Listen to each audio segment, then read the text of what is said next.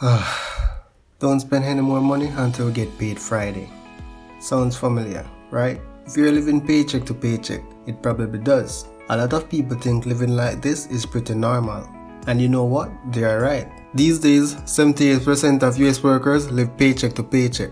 If 2020 gifted you with layoffs, pay cuts, living paycheck to paycheck definitely wasn't your choice. But the good news is, you can stop living the cycle of paycheck to paycheck once and for all. Let's do this.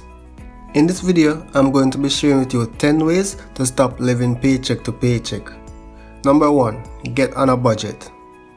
Don't know where your entire paycheck goes? Start doing a budget.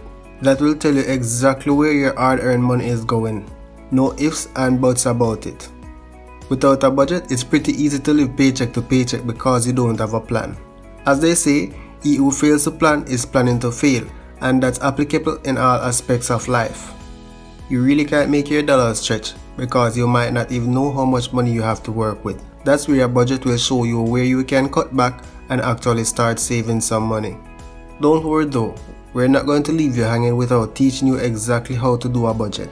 First, jot down your income for the month. You can do this the old-fashioned way on a notepad or on a spreadsheet, or get with the times and use a free budgeting app. Next, start listing all your expenses for the month. Things like rent, food, internet, phone, and everything in between should be added to the list. And because expenses change from month to month, make sure you do a new budget each month. Now you have to subtract all your planned expenses from your monthly income. The goal here is to not end up below zero. This means that you have given every dollar of your income a place to go for that month. Number 2. Take care of your 4 walls first. If you live waiting for your next payday and struggle to cover all your bills, you need to focus on the things that you really need to survive. We call these essential the 4 walls. The 4 walls are your top priority, so pay these things in the order before anything else. Food, utilities, shelter, and transportation. If there's any money left over after you take care of the 4 walls, make a list of what else you need to pay and tackle it in order of importance. Keep telling yourself that all of this is temporary. The sun will come out tomorrow. You're about to make more money. So this whole living paycheck to paycheck business will be a thing of the past. Number 3. Stop living with debt. Playing around with bad debt is a recipe for disaster. You can't get ahead that way. Believe us. Not having enough money to pay for something and then reaching for your credit card to fund it is no way to live. But debt isn't just credit cards. Debt is sneaky. It comes packaged in forms such as student loans, car payments, store credit cards, personal loans, and payday loans, just to name a few. Anytime you owe somebody else money for anything, it's debt. Let me repeat that. Anytime you owe somebody else money for anything, it's debt. Now here's how you can give debt a boot for good. First, stop taking on any kind of new debt. That means stop paying for things with a credit card to make ends meet. Stop robbing Peter to pay Paul, and stop living beyond your means. You can't get out of a muddy puddle if you keep on adding dirt and water to it. Instead, start focusing on paying off your debt smallest to largest using the debt snowball method. Number 4. Sell stuff. It's time to bring in more money. One of the easiest ways to get extra cash on hand is by selling whatever you can. Maybe that's your jewelry, clothes, baby items, or even the extra car that is sitting in your garage. Look, if you know you can part with something and get cash, do it. I don't mean you should go out and sell a kidney now on the black market or anything like that, but get intense about selling things that your pet and your kids start wondering if they are going to be next. Number 5. Get a temporary job or start a side hustle. If you're living paycheck to paycheck, probably more than likely you need to start bringing in some more income consistently. While you can go after promotions and salary increases at your full-time job, you might need to get something to increase your income sooner. Some great options for making extra money are waiting tables, driving for Uber or Lyft, being a barista, working at a call center, or doing affiliate marketing, which I highly recommend. Depending on where you live, there are even plenty of work from home jobs that you can do after hours or on the weekends too.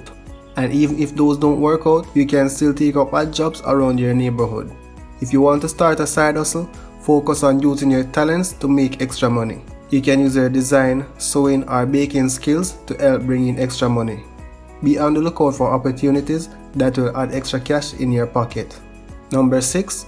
Live below your means. Is this the antidote for living paycheck to paycheck? But like they say, more money, more problems.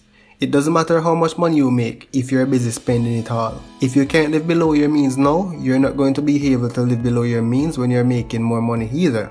Most time people say, oh, only if I get more money. No, nothing won't change. If you can't manage $100, you will never manage $1,000. If you aren't careful, a bump in a pay can make you even spend more money. This kind of thing is known as lifestyle creep or lifestyle inflation. All of a sudden, you can afford things you couldn't afford before, and you might start becoming pretty loose with those purse strings.